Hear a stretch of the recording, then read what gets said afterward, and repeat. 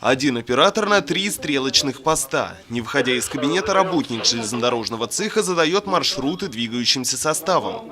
На всю эту операцию требуется всего пару минут. А совсем недавно управление было механическим, и на нем было задействовано несколько человек, и времени, соответственно, уходило гораздо больше. Это в корне облегчило, скажем так, труд, высвободило там, скажем, кадры.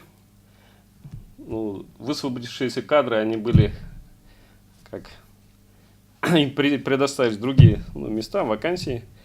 И, скажем так, облегчили здесь и определили людей по рабочим местам, по-новому уже, так скажем.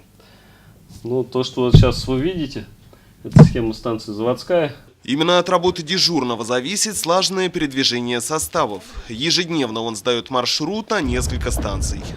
Локомотивы у нас двигаются, скажем, основной маршрут у нас лежит по выводке маршрутов на станцию Сибай. То, что у нас грузится, мы выставляем на станцию Сибай, то, что отправляется в дальнейшем дальше. Также у нас маршруты лежат по направлению известнякового карьера, погрузка щебня известняка. Направление на станцию Рудная, скажем, такая маневровая станция у нас, Рудная. Находится это в районе отвалов. Туда ходят у нас вертушки, грузятся рудой. После доставки руды носов, а на фабрику, скажем так, у нас добывает концентрат. Ринат Музафаров, Айгуль Хамитова, Али Кадыров, Гульгина Раскильдина, телекомпания СТВ.